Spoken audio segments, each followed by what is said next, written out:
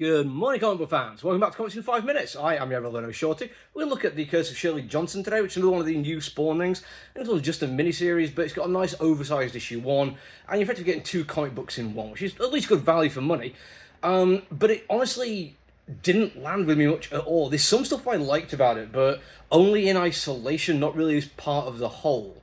And I feel like a certain part of my reason not to be getting on with it as well as I have some others is it honestly feels quite heavily wrapped around the other Spawn comic books that are out there. And I don't read enough of those. The only one I actually pay much attention to is Deadly Tales of Gunslinger Spawn, because I like Wild West comic books, and it's also really well written, really good artwork.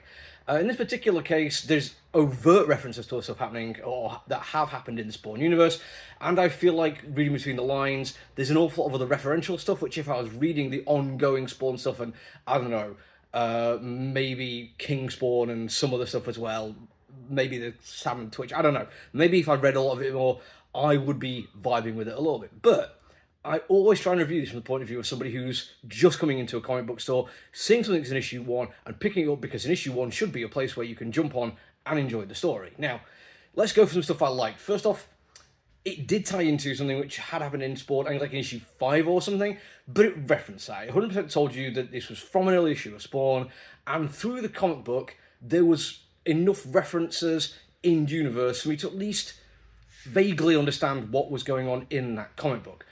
But I'm going to go instantly to stuff that bugged me about this thing. There was also just a huge unanswered question, but not in any kind of way which made me think this is a mystery to be solved, that this is putting seeds for other stories, threads of plotline that I can follow to a conclusion.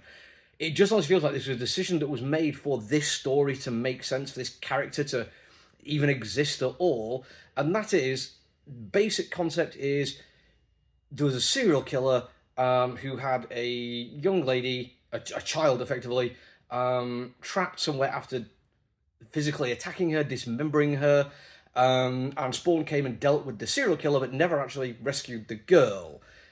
And then she died because she was trapped in a refrigerator and went to hell.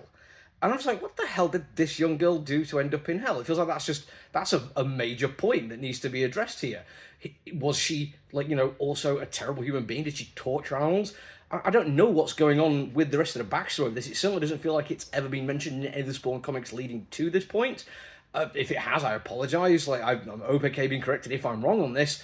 But then it just embraced the idea that she is now in hell and needs to survive, and we'll move on to the rest of the story. And at no point does anyone ever sort of think, well, why are you in hell? What is going on here?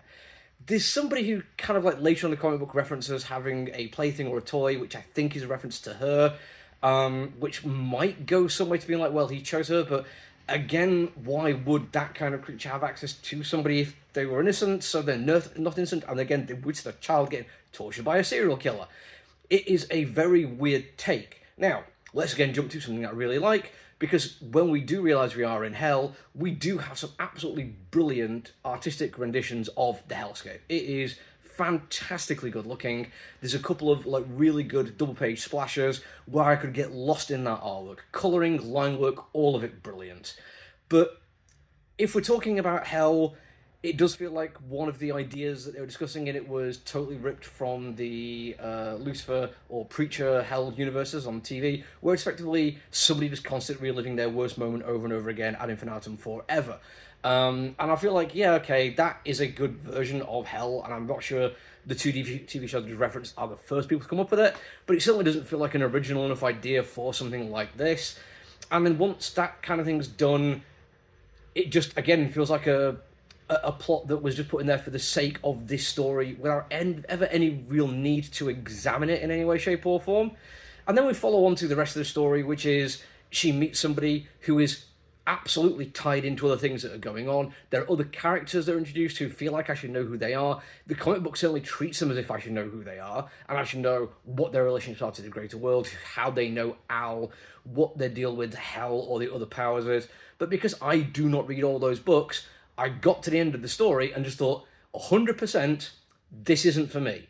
And not in a, I'm not the target audience kind of thing. I mean, their choice of target audience is so absolutely narrow and specific that it will not be able to break through from that.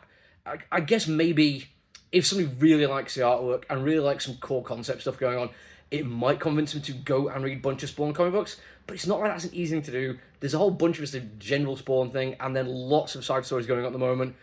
A bit of a failure for this one, I think, even if some of the ideas and some of the imagery was pretty bold. But that's it for me for now. Until I see you all again, look after you, everyone. Stay safe. Bye!